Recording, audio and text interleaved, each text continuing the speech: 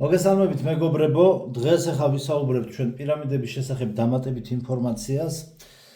ესე იგი, გახსოვთ რომ ცოტა ხნის წინ რომ იყო სენსაციური ინფორმაციები, სენსაციები გამოჩნდა პირამიდების კვლევასთან დაკავშირებით, ანუ სიღრმეებთან დაკავშირებით, რაც იყო მოსემული, ანუ სკანერებით რომ ესე იგი ახალი სიღრმეები აღმოაჩინეს, სხვადასხვა ტიპის, ესე იგი სკანერებით სხვადასხვა ტიპის სიღრმეები აღმოაჩინეს პირამიდების ქვეშ, რაც სრულიად ესე ვთქვათ ოფიციალურ ვერსიას, რაც სრულიად ესე ვთქვათ უგულუებელ ყოფდა და აქ არაფერ შუაში არ იყო ფარაონების სამარხების თემა, ზუსტად ეს იტალიელმა მკვლევარებმა მოკლედ ახალი კონფერენცია ჩაატარეს და მცირედ ინფორმაცია დაამატეს რა.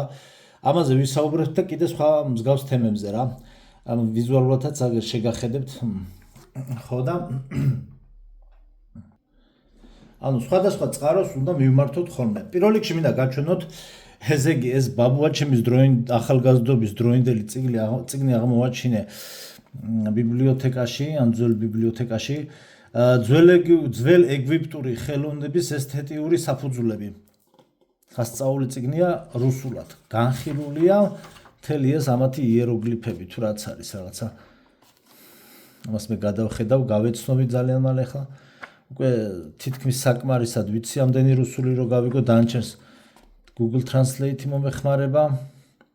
ნუ ზირთად ესეთ საინტერესო წიგნები სულ რუსულად გამოდის ხოლმე, ქართულად ძალიან ცოტაა.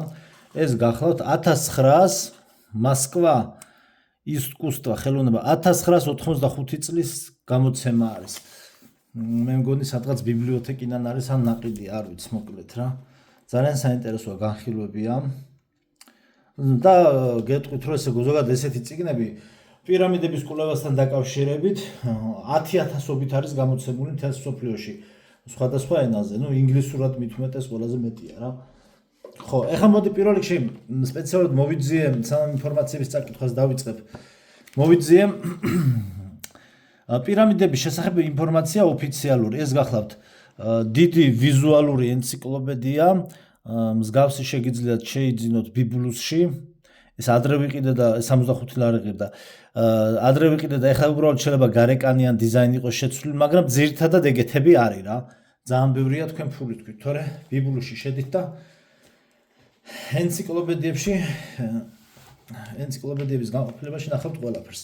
აი წავიკითხოთ, აი ხა სხვადასხვა ტიპის არქიტექტურა და ძველი არქიტექტურაზე არის საუბარი და ნაგებობებზე. ანუ ზუსტად აი ნახეთ, აი ამაზეა საუბარი, რომ თვითონ ოფიციალურ ვერსიას ახალი კვლევები უკვე უარყოფს. ანუ შესაბამისად სკოლაში რასაც ასწავლიან, უკვე ხლამია, ანუ ნაგავია ის ინფორმაცია ძალიან ბევრ სფეროში. ზოგადად მთელი სკოლის სისტემა ნაგავია, მაგრამ აი უკვე დადასტურებულად ნაგავი და ხლამია, ინფორმაციული ნაგავია, არაფრის მომცემი ის ინფორმაციები, რასაც ძველი ინერციით ასწავლიან სკოლაში რა. აი მოდი წავიკითხოთ.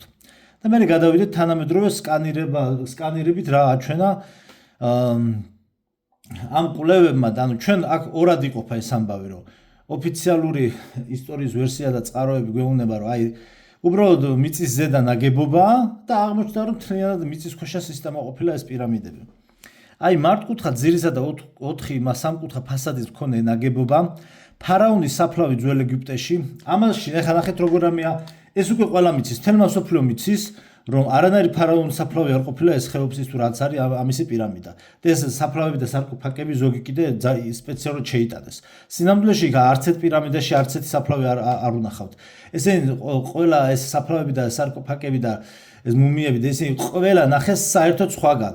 იმის ვიდეოს უყურებდი ტუტანხამონი იყო, ხო? ტუტანხამონის, ესე იგი, მე პატარა ბიჭი იყო, ეგ ფარაონიო და შემთხვევით დაშრა რომელიღაცა უდაბნოში სადღაც დაშრა ტბა რა, რაღაცა რუსული დოკუმენტალკა იყო, რაღაც დოკუმენტური ის იყო, სადღაც და თუ სწორად მახსოვს, სადღაც დაშრა ტბა. და ერთადერთი მაგის გამო, ტუტანხამონის საფლავიო, აი მარტო მაგის გამო გადარჩა, რომ ეს საფლავი სადაც იყო და სადაც იყო ეს დამარხული, ანუ სადაც უდაბნოებში და მიწისქვეშა იმებშია ეს სარკოფაგები ძირითადად განაწილებული და იმიტომ გადაურჩაო ეს ტუტანხამონის ეს სარკოფაგი იყო სრულიად ხელუხლებელი და გადაურჩა იმიტომ რომ ძარცველებსო, ანუ ძირითადად მასშტაბურად ძარცვავდნენ, სადაც ხელი მიუწვდებოდათ ყველა საფლავი გაძარცულია. ხო და ესე იგი სხვათა შორის იუდას სახარების პოვნაც მოხდა, მაგაზე მე მომავალში შეიძლება გესაუბროთ. იუდას სახარების პოვნა მოხდა ერთ-ერთ სარკოფაგში რა. ეგრე ძარცველებმა გაყიდეს რა. ძარცველებმა გაყიდეს, პაპირუსზე იყო დაწერილი. ძალიან სერიოზული მასალები მაქვს და ნახოთ მომავალში შეიძლება მაგაზე გესაუბროთ რა. ხო და ნახეთ რას ვამბობ, ეს ტუტანხამონის საფლავი იპოვეს დამშრალი ტბის ფსკერზე და იმიტომ ვერ მოძებნეს, იმიტომ გადაურჩა მძარცველებს ეს სარკოფაგი გატეხვას, რომ უბრალოდ იყო ტბის ძირზე ხა დაივინგით ხო არ დაიწყებდნენ ხა სადღაც ტბის ძირში მიწის ამოთხრას, ხო, რომ ძდომოდათ ვერც დაიწყებდნენ ხა, ხო, და ამღროულ წყალში ხა და მით უმეტეს წყალში ხა რა უნდა ამოთხარო და როგორ უნდა ამოთხარო, ხო? საფლავს ვერ გათხრი და მიწის ქვეშ რაღაცა გვირაბს ვერ გათხრი. მაგრამ როცა დაშრა, შემთხვევით მე იპოვეს ეს ტუტანხამონის იმას მკვლევარებმა და გახსნეს და ამიტომ იმის თქმა მინდა რომ ეს სარკოფაგები პირამიდების გარეთ არის ყველა ძირითადად რა. არ შეიძლება 1-2 რაღაცა მუმია იყო, მაგრამ ძირითადად არის მარკეტინგული ხრიკი და შეიტანეს აქ რო ტურისტული, ესე ვთქვათ, ტურისტულ ობიექტად ექციათ პირამიდები. მოკლედ გავაგრძელოთ. ფარაონის საფლავი ძველ ეგვიპტეში აქ წარმოდგენილია ხეოფსის პირამიდით. ანუ ეს არის ხა ხეოფსის პირამიდა. ესე იგი გამტვირთვავი ზოლებით არის ესე იგი მონიშნული, მოიცერთ წამს დავდო. ესე გავასწოროთ. განმტვირთავი კამერა, აი ამაზეა საუბარი.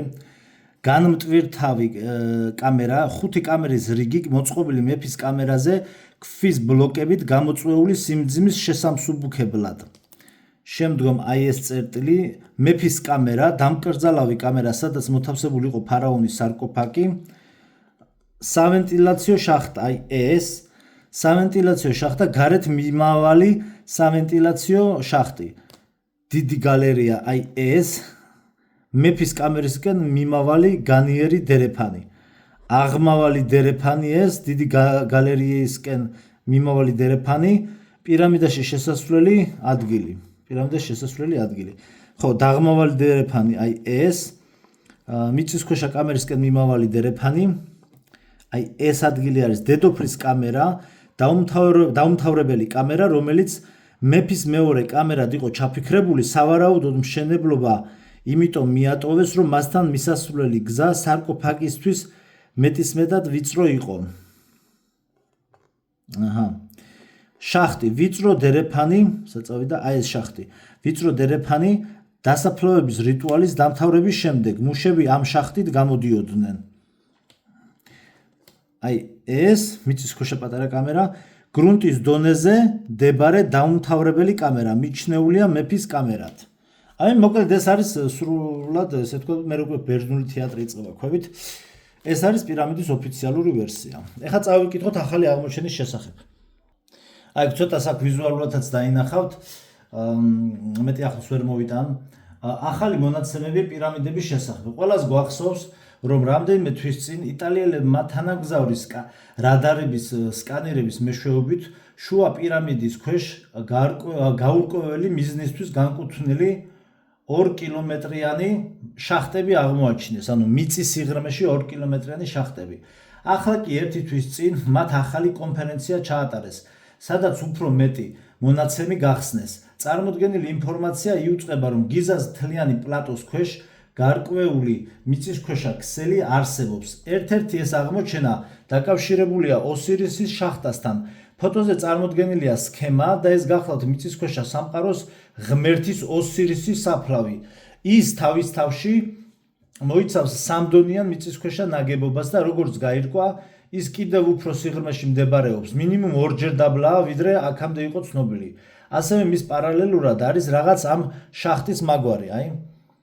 კიდევ უფრო ქვედა დონეებზე მდებარეობს უზარმაზარი მიწისქვეშა საპყრობილე და ბოლომდე არაა ცნობილი რა არის ეს და არიციან იქ რა შეიძლება აღმოჩნდეს. იმის გათვალისწინებით, რომ ოსირისი მიწისქვეშა სამყაროს ღმერთია და მფარველია, აქედან გამომდინარე შეიძლება ეს პირდაპირი მინიშნება იყოს პირდაპირი მინიშნება იმაზე, რომ ეს შესაძლოა გარკვეული მიწისქვეშა ქალაქში შესასვლელი იყოს. უზარმაზარი შახტები, რომლებიც შუა პირამიდის ქვეშ იპოვეს, ასევე დანარჩენ 2 პირამიდის ქვეშაც ანალოგიური შახტებია და კიდევ ნიშანდობლივია ის, რომ სფინქსის ქვეშაც მსგავსი სტრუქტურის შახტა აღმოჩნდა, რომელიც ბოლოს უცნობი ოთახით მთავრდება, საკმაოდ დიდი ზომის ოთახით. ასევე პირამიდების მახლობლად ათეულობით ანალოგიური შახტა გამოჩნდა სკანერზე და ყველანაირი სხვადასხვა სიღრმეებზე ჩადიან და ზოგიერთი 1 კილომეტრამდე სიღრმესაც კი აღწევს. და აქედან გამომდინარე უნდა ვივარაუდოთ, რომ ყველა ეს შახტა დაკავშირებულია ოსირისის ბოდიში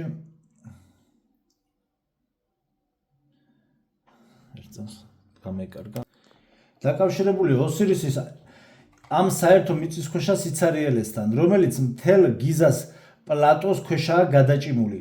კიდევ უფრო გასაკვირი კი ის გახლავთ, რომ თვითონ ეს იტალიელი მეცნიერები ამ თავიანთ აღმოჩენას 38,000 წლით ათარიღებენ.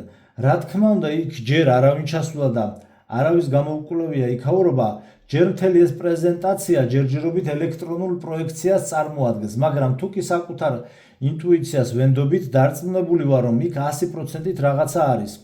იმის გათვალისწინებით, რომ რამდენად უძველესი ცივილიზაციაა და თუ რამდენად დიდი ინფორმაციაა სფინქსის ქვეშ არსებული ცოდნის დარბაზების შესახებ და პირამიდების მიწისქვეშა ქალაქის შესახებ, ამ ყველაფრიდან გამომდინარე უკვე ჩემს ინტუიციაში აღარც კი ვეჭვობ.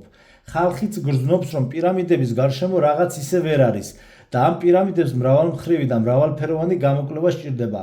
იმაზე მეტი ვიდრე აქამდე ჩატარებულა. მე არ ვფიქრობ, რომ ეს უცხოპლანეტელების ნამოქმედარია, უფრო მეტად ატლანტებთან უნდა იყოს დაკავშირებული. შეიძლება ეს წინა ცივილიზაციების კვალთან კავშირში იყოს, მაგრამ ფაქტია, რომ ეს ყველაფერი ძალიან ძველ დროში აგებული. ედგარ კეისი ამბობდა, რომ სფინქსის ქვეშ არსებული ცოდნის დარბაზით ატლანტები დაკავშირებულები იყვნენ ეგვიპტელებთან და მაია აცტეკების ცივილიზაციასთან. იმიტომ რომ იქაც არის პირამიდები და არსებობს ურთიერთკავშირი. მოკლედ ინფორმაცია ძალიან საინტერესოა. იტალიელებს კი ყოჩა და მე ველოდები ახალ ინფორმაციებს პირამიდებზე. ეს ერთ-ერთი ადამიანის მოხსენებაა ამ ბლოგიდან. ეხლა შემდგომ ინფორმაცია კიდე სხვა ბლოგიდან გავეცნოთ. იცოდით, რომ მთელი მსოფლიოს მასშტაბით პირამიდები შესაძლოა, რომ საერთოდ არ იყოს სამარხები, არამედ ატლანტებისა და ანუნაკების ძველი ენერგეტიკული ქსელის ნაწილი. მე ამ თემას უკვე მრავალი წელია რაც ვიკულებ და რაც უფრო სიღრმეებში მივდივარ, მით უფრო ვხვდები, რომ ოფიციალური ისტორია სიმართლეს არ გვიყვება. აი შეხედე, პირამიდები ყველა კონტინენტის სხვადასხვა ქვეყნებშია: ეგვიპტე, მექსიკა, ჩინეთი, სუდანი, იაპონიის სანაპიროებთან ახლოს წყალქვეშაც კი არის, ასევე კუბაში და ასე შემდგომ. ისინი ერთი ნიმუშით ხაზის გასწვრივ არიან განლაგებულები, რომელსაც ახლა დედამიწის ზოლები ან ენერგიის ნაკადები ეწოდება. ეგვიპტური პირამიდები იდეალურად აშენებულია ორიონის თანავარსკვლავედების გასწვრივ და ტეოტიუაკანეს პირამიდაც ანალოგიურად იმავე თანავარსკვლავედის გაყოლებაზე აგებული. მიუხედავად იმისა, რომ მათ ერთმანეთისგან ოკეანე ჰყოფთ. ახლა კი დაფიქრდი, აბა ხალხები, რომლებმაც ერთმანეთის შესახებ არც კი იცოდნენ, ააშენეს აბსოლუტურად ერთნაირი მეგასტრუქტურები და ამასთან ერთად გამოიყენეს ერთი და იგივე პროპორციები და ვარსკვლავური სქემა. ატლანტ ანუნაკებმა შექმნეს გლობალური პირამიდების ქსელი, რათა მთელი პლანეტის მასშტაბით ენერგია გადაეცათ. შესაძლებელია ისინი ამას საკუთარი ქალაქების ენერგიის წყაროდაც იყენებდნენ, ხალხის სამკურნალოდ და ასევე კლიმატის სამართავადაც კი. აი რაც მაგალითად ჩვენი მცხეთის ის რომ არის არმაზის პირამიდები, აი რომ ერთ-ერთი ვერსია რაც არის და რაზეც ჩვენ ვისაუბრეთ ადრეც, რომ არმაზის პირამიდები რა თქმა უნდა კლიმატურ, ესე ვთქვათ, კლიმატის სამართავადაც იყო გამოყენებული და რა თქმა უნდა იყო ძლიერი იარაღი.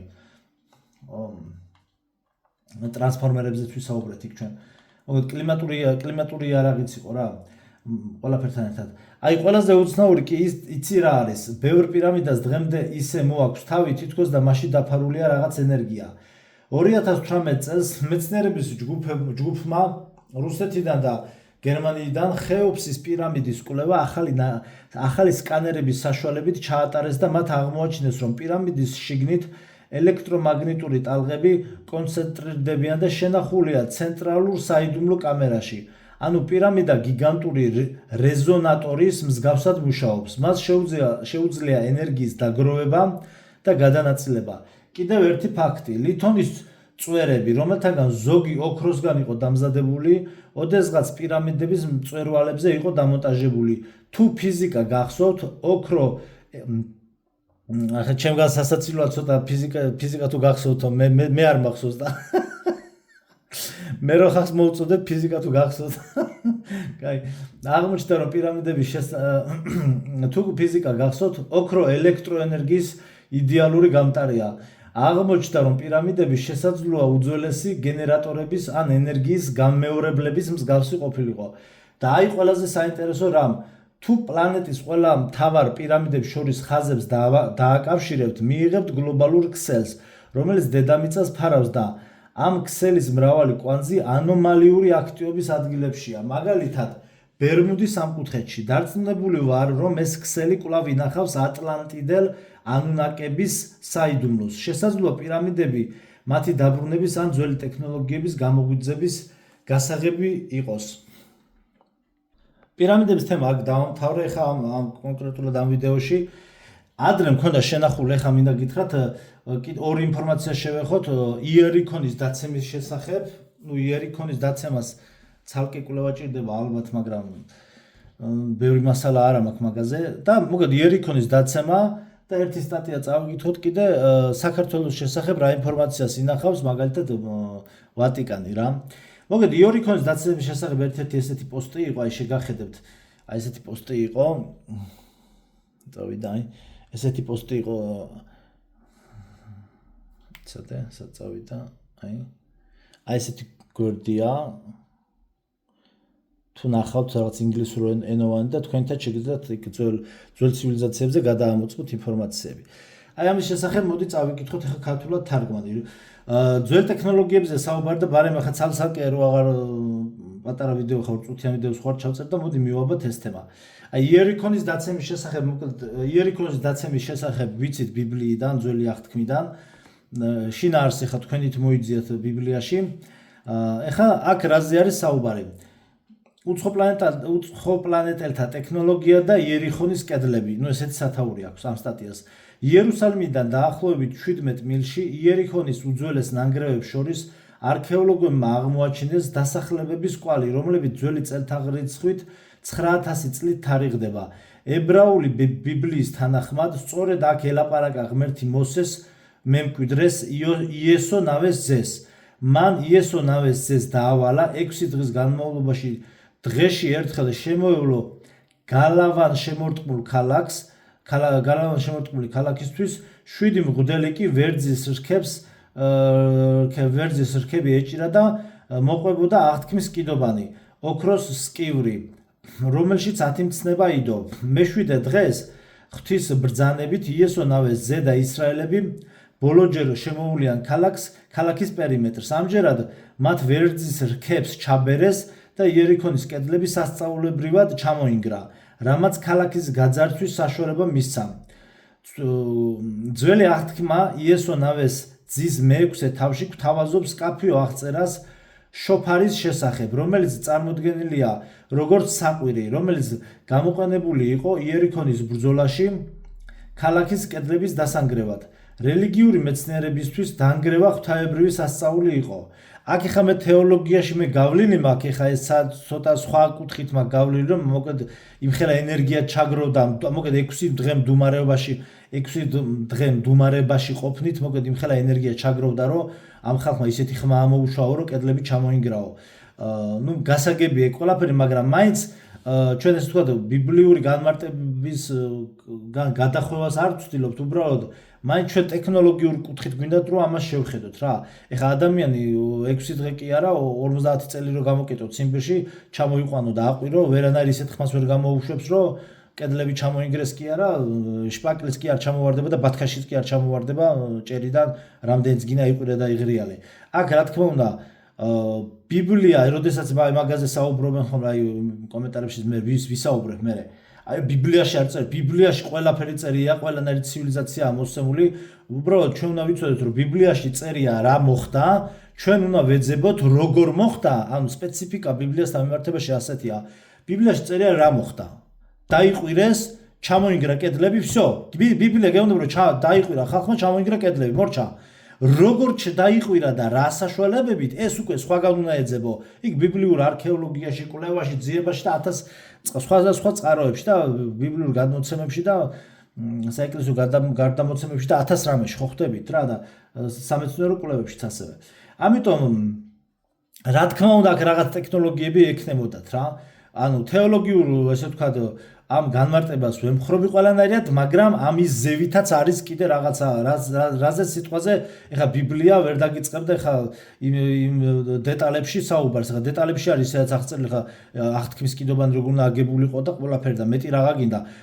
სხვადასხვა გივი ალაზნისპიროს უწერია თავის იმ წიგნში. აი მაგ ეს იყო ძლიერი იარაღი რაზეა ლაპარაკი. აღთქმის კიდობანს თავი რო ახადეს და რამდენი იყო 57000 კაცი თუ რაღაცა ეგრევე რო გაქრა. ანუ ეს ყველაფერს რო სასწაულს მიაწერენ, ანუ სასწაული რას ნიშნავს სასწაული? სასწაულია ყველაფერი, რა თქმა უნდა, ზოგადად მთელი ცხოვრება ჩვენ ცხოვრება სასწაულია, მაგრამ აქ არის საუბარი უძლიერეს, ანუ ზესაიდუმლო იარაღებზე აქვს საუბარი რა და ანუ ისევე იყო როგორც იყო სიწმინდე ძალიან დიდი, ასევე იყო ძალიან დიდი, ესე იგი ზესაიდუმლო იარაღის და ენერგიებს ფლობდა ეს ყველაფერი რა და მოგეთ აი ამაზე ვსაუბრობთ. წარმოადგენელი როგორც საყვირი, რომელიც გამოყენებული იყო იერიქონის ბრძოლაში და კედლების დასანგრევად. რელიგიური მეცნიერებისთვის დანგრევა ღვთაებრივი სასწაული იყო. ბევრი თანამედროვე მეცნიერისა და ისტორიკოსისთვის ეს სავარაუდოდ მიწისძვრამ გამოიწვია. ხა აქ წერია რომ მიწისძვრამ გამოიწვია. ეხა ეგ მიწისძვრამ გამოიწვია, აი ხახნო როგორი თემა არის, იცით? აი მაგალითად ჩემი აზრით ცოტა არ იყოს და აი გამოშტერებული ვითომ უცხოელი ამერიკელი მეცნიერები რომ იმას იკვლევენ რომ ესე იგიო იმას ხო არ იტყვიან მოსემ ისა ზღვა შუაში გააპოვოთ სასწაულებრივად კვერთხითო და ესე იგიო მაშინო რაღაცა ისეთი შტორმი იყო აი ვითომ რაღაცა დოკუმენტარული ფილმი იყო Discovery-ზე რომ უცხოელების რომ აი ისეთი შტორმი იყო რომ ეს წითელი ზღვა თუ რომელი ზღვა იყო მაგალითად ეს ზღვა რო გააპო რა იმან მოსემ კვერთხით შუაზე ისეთი შტორმი იყო რომ შუაში აი თავისი ბუნებრივი კატაკლიზმებით გაიყო შუაში ისო რა ზღვა რა შტორმი უნდა იყოს ეგეთი რომ ხალხმა შიგნი გაიაროს ხო ნუ რა სისულელია რომ წყლის კედლები დადგეს რა და ეს მოხდეს რაღაცა ბუნებრივი კატაკლიზმი ჯერ ესეთი ეს შტორმები და ქარები და გრიგა ყველაფერი ხელოვნურია ჯერ ესეთი და მეორე მით უმეტეს იქ რა უნდა მოხდეს ისეთი რომ კედელივით დადგეს წყალი ხო ნუ რაზეა საუბარი ოღონდ რაღაცა ილაპარაკონ ამათ რა აი აქაც ახლა ეგ წერია რომ ამიტომ გვჭირდება ყველაფერში ძალიან ისეთი ანალიტიკური აზროვნება და დაეჭვის თვალით უნდა შეხედო ადამიანმა ყველაფერს რა რომ მიწისძვრა იყო მიწისძვრა თუ იყო ის ხალხი რაღაც დარბოდა საყვირებით ხელში მაშინ ხო სადავართ ესე მიწისძვრამ გამოიწვია ვითომო რა მაგრამ შეიძლება არსებობდეს სხვა ახსნა შეიძლება თუ არა რომ ისრაელიანებს ჰქონოდათ მოწინავე ხმის ტალღების ტექნოლოგია და თუ ასია საიდან გაჩნდა ის აი ამაზეა საუბარი რომ გამოდის რომ ეს თვითონ ფაქტი ჩვენ გვეუბნება რომ რადგან საყვირებით გამოუშვეს ეს იგი მათ ჰქონდათ მოწინავე ხმის ტალღების ტექნოლოგია აი მაგათად ეხლა რომ მიტინგების დაშლის დროს ხო არის წყლის ჭავლს რო იყენებენ და არის კიდე რაღაცა დინამიკი რო გამოაქვთ და ხმის ტალღას რო უშვებენ ისეც რომ ადამიანი რო ვერ ჩერდება აი ფილმ ჰალკშია გამოყენებული სხვათა შორის ეგ ძალიან ძლიერ ტალღას რო უშვებს მოკლედ წმინდა წერილები მოგვითხრობს მომხიბვლელ ისტორიას იერიქონის კედლების დაცემის შესახებ ჯარებს მითითება ჰქონდათ რომ ქალაქის გარშემო განმეორებით შემოევლოთ და შემდეგ რქებით დაეკრათ რა ანუ რქების საყურებში საყურის ხმა გამოეცათ რა რამაც კედლების ჩამონგრევა გამოიწვია აღთქმის კიდუბანი იდუმალი და წმინდა ნივთი მათთან ყოველთვის იყო და გადამწყვეტი როლი ითამაშა ამ მოვლენაში იდეა რომ სქელი უძველესი კედლების გასანადგურებლად რაიმე სახის ხმოვანი იარაღი გამოიყენეს რამაც ისრაელებს ქალაქის აღების საშუალება მისცა მომხიბვლელიაო რა სახის ტექნოლოგიას იყენებდნენ ისინი დღეს ჩვენთვის სრულიად ფანტასტიკურად ჟღერს რომ მათ შეიძლებოდა ჰქონოდათ რაიმე სახის მოწინავე უცხოპლანეტური ტექნოლოგია. ნუ ეს უცხოპლანეტური რაშუაში არ ვიცი ხა ანუ ადრე ჰქონდათ ძლიერი ტექნოლოგიები ქონდათ ადრე და იქიდან გამომდინარე რა ხო ოფიციალური ისტორიის ვერსიის ესე ვთქვა ოფიციალური ისტორიის ვერსიიდან რომ იმაშვებიან რა ოფიციალური ისტორიის შუქზე რომ უნდათ რომ ეს ყველაფერი განმარტონ მე უწევთ ამ ყველაფერზე იმისი არ ყოს მიახტნენ უცხო პლანეტელებს რა ჯადოსნური სიტყვა გრავიტაციის არ იყოს რაც არ მოსწონთ ხო რომ ბრტყელი დედამიწის ვერსია რო არ მოწონთ ეგრევე გრავიტაცია ხმალივით ამოაძრობენ ხოლმე ეს გრავიტაცია რა არის ჯერ ვერავინ ვერ დაამტკიცა ვერავინ ვერ ჩაატარაცდა და ვერავინ ვერ აღწერს რა არის გრავიტაცია აი ეგ თემაა რა თუ რამე ის არის ინდოეთში არის კლდეში გამოკვეთილი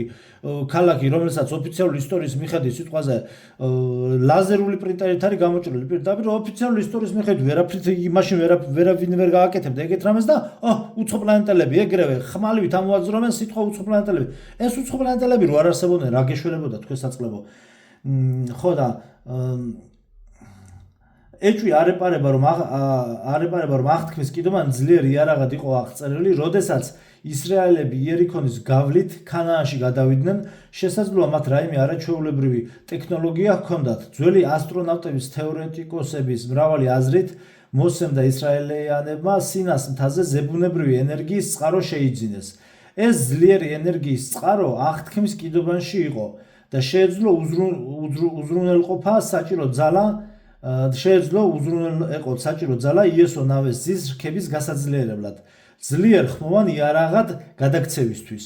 აი აქ უკვე ეს შედარებით ლოგიკას ექვემდებარება. აი ნახეთ გავიმეორებ აქ ჩვენ ბიბლიის სხვაგვარად განმარტებას არ ვცდილობთ. ნახეთ ტექნოლოგიური კუთხით რო შევხედოთ, იმიტომ რომ ნახე რელიგიური კუთხით რო შევხედოთ, მოსე როდესაც სინასტიდან ჩამოდის სახე ისე უნათებდაო რომ სახე დაფარული ქონდა რომ სახეს იფარავდაო ანუ იმიტომ რომ იმხელა ენერგია მიიღო ხო? ანუ ნახე რელიგიური კუთხით თუ შევხედავთ კაცი 40 დღე მარხულობდა და იქ მე 10 მცდემა მიიღო და ესე იგი რელიგიური და თეოლოგიური კუთხით მან ესე ვთქვათ ღმერთი იხილა რა, ანუ ღმერთი არასადაიხილვების, მაგრამ ესე ვთქვათ სახის მეტყველებითად ღმერთის ზურგი იხილა, ანუ ღმერთის ძალის რაღაც ნაწილი იხილა.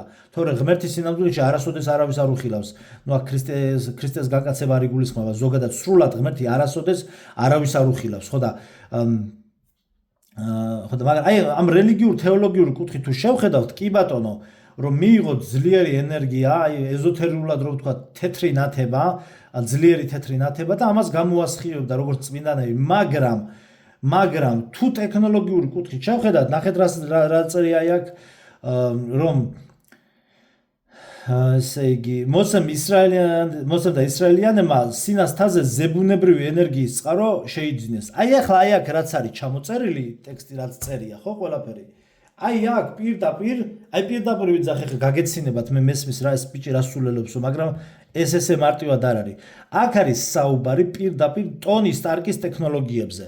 ანუ მეგა გამოსხივებებზე და აი ფილმ რკინის კაცი აი მარველის სამყაროში ტონი სტარკი რა ესე თქვა ტექნოლოგიებსაც ფლობს რკინის აბჯრით და აი ყველაფერი აი დაახლოებით ეგ მოსეკი არის რკინის კაცი ანუ რას მომცით ის გამოსხივებები და იმას რო უძახე ხელი და რა დარტყმებსაც უშვებს და სხვადასხვა ტიპის ეს ლაზერებს რო უშვებს თქვა ეს ტექნოლოგია და ულტრა თანამედროვე კი არა ზებუნებრივი რითაც უცხო პლანეტელებს უცხო რასასაც შეიძლება რომ ებრძოლოს აი გამოსხივებებზე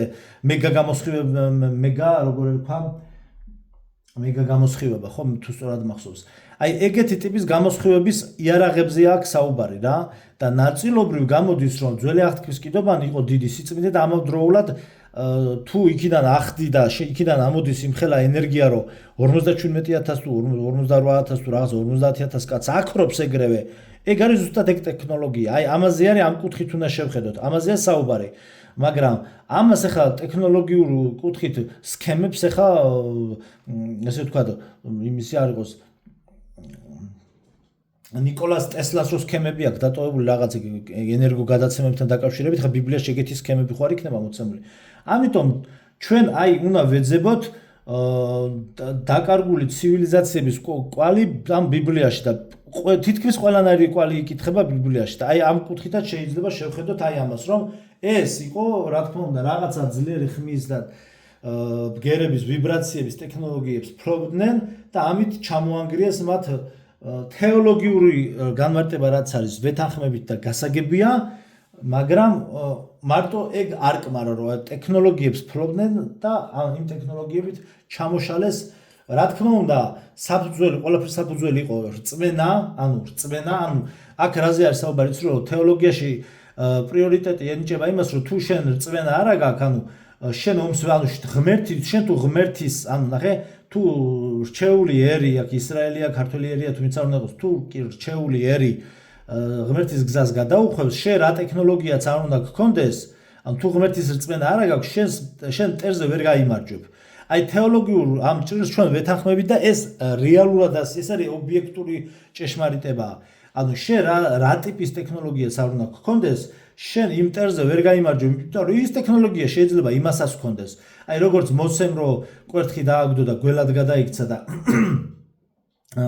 ქურუმების კვერთხებიც გველებად გადაიქცნენ, ხო მაშინ ესე ფარაონის წინაშე, ხო?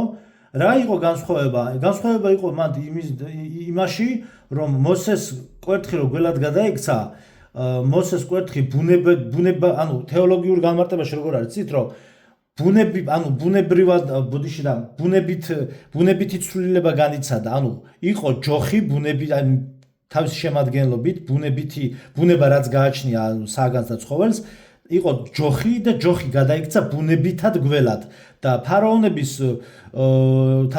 ჯოხები მოჩვენებითად გადაიქცა გველებად და ამიტომაც იყო რომ მოსეს გველი ჭამს იმად გველებს, იმიტომ რომ ამით დემონსტრაცია ხდება რომ ყოვლადწლიერი ღმერთის, შურისმაძიებელი და ყოვლადწლიერი ძველი აღთქმისეული ღმერთის და პლუს იმის რომ ის გადაყლაპა მოჩვენებითად ჯოხი გველები, სინამდვილეში ჯოხები იყო ის ისევ რა.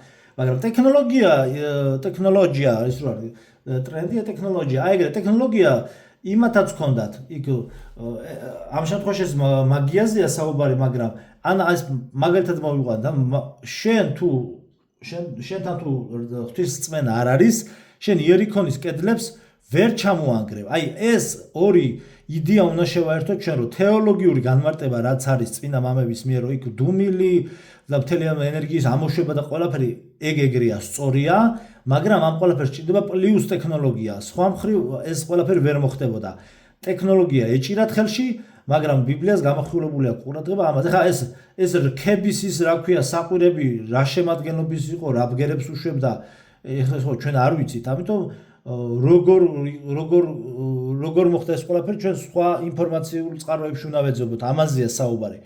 თორე რა არქები, რომელიც ცხოველს აი ჩვენ ვაბობთ, რომელიც ცხოველს უნდა მოაჭრა რქა, რა ხმა უნდა ამოვიდეს, იქიდან რომ კედლები ჩამოინგრეს, ხო? ნუ რა სისულელია, ნარიყალას ციხე რო არის, იქიდან ერთი ქოც არ ჩამოვარდება, რა რწმენაც გინდა გქონდეს და ეხლა კი გასაგებია რწმენით მთებსაც გადაადგილებს ადამიანი, მაგრამ ეგ გასხიოსნების საერთოდ სხვა ლეველი და დონეა, უკვე ნახევრად ღმერთი გამოდიხარ რა. იმიტომაც არის რომ ჩვენ ვერ გადავაადგილებთ რწმენა გვაქვს, მაგრამ ვერ გადავაადგილებთ თებს რა. იმიტომ რომ არ არის ეგ რწმენა საკმარისი. ამიტომ ეს ტექნოლოგიის თემა ცალკეა, რწმენის თემა ცალკეა, მაგრამ როდესაც შევაერთებთ, უნდა ვთქვათ, რომ ტექნოლოგია კარგია, მაგრამ უფალი მეფობს, როდესაც არის ნათქვამი, უფლის მეფობა მაგაში იგულისხმება, რომ შენ ესე ვთქვათ, ცოდნისა და ესე ვთქვათ, ცოდნის სინათლისა და სიცოცხლის პირველ წყაროს, როდესაც უკავშირდები, გამარჯვება შემდგომ არის შენს ხელში და არა იმ შემთხვევაში თუ მარტო ტექნოლოგიები გაქვს რა. აი და დღევანდელ საქართველოს შემთხვევაშიც ესეა და ყველანაირად რაც უფრო დაკარგავს ვთქვათ საქართველოს ღმერთის რწმენას და ღმერთს აქცევს ზურგს, მით უფრო მეტ ტერიტორიას დაკარგავს და მნიშვნელობა არ აქვს მთავრობაში ვინ იქნება. ეს ზოგადად საზოგადოება, მარტო მთავრობის პრობლემა არ არის, ეს მთლიანი საზოგადო მთავრობაც მათთან ერთად ამ მთლიანი საზოგადოების პრობლემაა, როდესაც ღმერთს ზურგს შეაქცევს ხალხი, ის დაკარგავს ტერიტორიებს. ეს იყო ძველი აღთქმიდან მოყოლებული რჩეულ ერებზე, ყოველთვის ესე იყო რა. ეს იყო ალგორითმი და ყოველთვის ესე მუშაობს. ხო და არ არის აუცილებელი რომ ყველაფერში მეთანხმებოდეთ, თქვენი აზრი შეგიძლიათ დააკომენტაროთ და დაწეროთ. ეხლა ვატიკანის შესახებ წავიკითხოთ და მაგით მორჩება. ვატიკანის საიდუმლოს შესახებ, რას მალავს ვატიკანი საქართველოს შესახებო? TikTok-ზე ქართულად აწერია თეო ხაბულიანი, აი ესეთი გვერდია, ესე გვერდია და აწერია ესე თეო ხაბულიანი. ძალიან საინტერესო პოსტია და მოდი წავიკითხოთ. შეგიძლიათ გადახვიდეთ და ნახოთ მასთან. ვატიკანის საიდუმლო არქივებში ინახება უამრავი მასალა საქართველოს შესახებ, რასაც გვიმალავენ.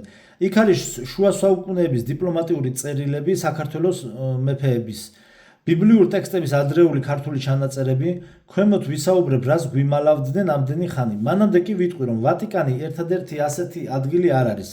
ქართულ საიდუმლოებებსა და მასალებს სხვაგანაც მალავენ. ბრიტანეთის საიდუმლო არქივები ლონდონში ძალიან ბევრ ინფორმაციას ინახავს საქართველოს შესახებ. სირიაში და იერუსალიმის საპატრიარქოს არქივებშიც, საბერძნეთშიც ათონის მთა ინახება უამრავი დოკუმენტი და ხელნაწერი, საიდუმლო გადმოცემები და ქრონიკები. ამ საიდუმლოებებშია ოქროს საწმისის ნამდვილი არსი, ასევე ქართველთა კავშირი ატლანტიდასა და შუმერთან კავკასია და განსაკუთრებით საქართველო. იყო ერთ-ერთი მთავარი ცენტრი ატლანტიდური ცოდნის გადარჩენის. ვატიკანში არის დამალული ფაქტები ამის მტკიცებულების ინახავენ უძველეს ტექსტებს, რომლებიც აკავშირებენ შუმერულ კულტურას და ქართულს.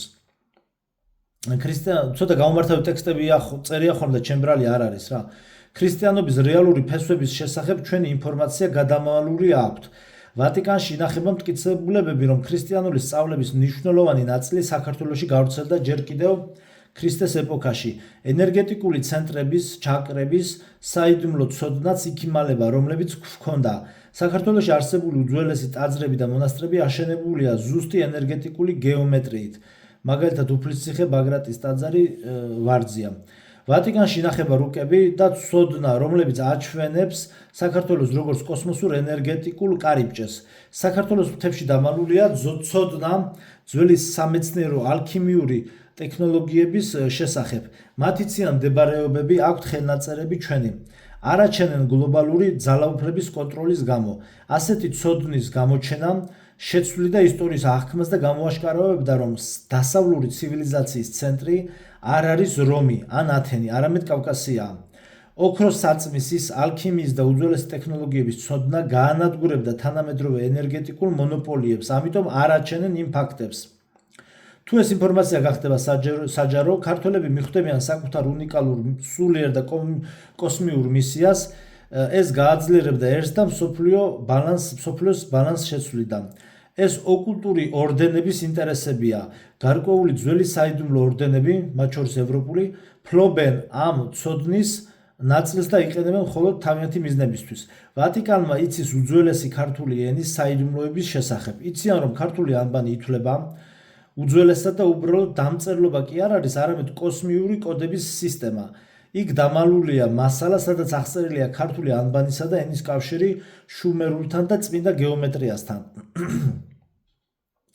საქართველოს მეფეებს ჰქონდათ ზეციური მანდატი. ისინი მხოლოდ პოლიტიკური ლიდერები კი არა, სულიერი მასწავლებლებიც იყვნენ. იქ ჩვენს მეფეებზე საიდუმლო ინფორმაციებია, რაც პოლიტიკურად ძალიან ძლიერია და ამიტომ დამალულია. ქართული ხალხური მედიცინა და მცენარეთა ცოდნა საქართველოს ნიშაა. მთებში ინახება ხელნაწერები ალქიმიურ ფიტოთერაპიაზე, რომელიც შეიცავს დაკარგულ სამკურნალო ფორმულებს, ქვისგან წამლებს, მცენარეთა სულიერ ენერგიაზე დამყარებულ რეცეპტებს და ეს რუკები ვატიკანს აქვს. საქართველოს წმინდა ადგილები, მაგალითად ვარძია, უფლისციხე, სვეტი ცხოველი, აშენებულია ზუსტად ისეთი განლაგებით, რომ შეესაბამება ვარსკვლავურ რუკებს. ამ რუკებში მითითებებია, რომელი თარიღებია კრიტიკული კაცობრიობის განვითარებისთვის და პირიქით. ამიტომ გადამალეს და არ უჩვენებენ ამას ადამიანებს. მათ აქვთ საქართველოს ქვის ფირფიტები უძველესი კოდებით. ენერგიის კრისტალები აქედან წაღებული. საიდუმლო ხელნაწერები, სადაც მოთხრობილია კაცობრიობის წინარე ისტორია, დინოზავრებამდე და წყლის ქვეშ დაკარგულ ცივილიზაციებამდე. დამალულია მათთან ცოდნა, რომ ქართველ ერს აქვს გლობალური სულიერი მისია კაცობრიობას გაახსენოს სუფთა სულიერი ცნობიერება, რომელიც დაიკარგა მატერიალიზმში. ეს ცოდნა რომ გამოაშკარავდეს, ქართველი ერი შეიძლება აღდგეს და სწორედ ამიტომ სურთ მისი ჩახშობა. თუ ეს ცოდნა გახდება საჯარო, დასავლეთისა და აღმოსავლეთის იმპერიებს ძალაუფლება შეერყევათ. საქართველოს მთავარი რგოლი კაცობრიობის რეალურ ისტორიაში, ხიდი ატლანტიდასა და თანამედროვე ცივილიზაციას შორის, ქრისტიანობის ფესვებსა და მომავლის სულიერი განვითარების გზას შორის. დამთავრდა. აი ესეთი პოსტი იყო. ხო. ამდენია, ხო. 3900 მოწონება აქვს. ძალიან კარგი. მოგეთ ესეთი ის იყო. მოგეთ ხალხთა ერთს დავამატებ კიდე დააფიქსირეთ თქვენი აზრი. ოღონდ ჭკუას ნუმარიგებთ იქ პრეზენტაცია როგორ უნდა გავმართო, როგორ გავაკეთოთ და ასე შემდგომ. შეგიძლიათ ჩაასწოროთ და უკეთესად თქვენ დადოთ უკეთესი ვიდეოები თქვენ დადოთ. დანარჩენი დააკომენტარეთ, ერთმანეთთან ისაუბრეთ, თქვენი შენიშვნები დააკომენტარეთ სწორად ინფორმაციასთან დაკავშირებით და არ არის აუცილებელი მე დამეთანხმოთ. ეს არის სალექციო კურსია, ლექციებს ვდებთ, ესენი არის ლექციები ჩვეულებრივად. სამომავლოდ ძალიან ბევრი უნივერსიტეტი დაინტერესდება ამ ყველაფრით. მე ვიცი, იმიტომ რომ ამ ინფორმაციებს რასაც მე ვფლობ, საქართველოში ერთეულები ფლობენ და ეს ყველაფერი საერთოდ ჯამში ეს კონტენტები არის ძალიან საინტერესო რა, მოკლედ. აი ეს თქვა მინდოდა.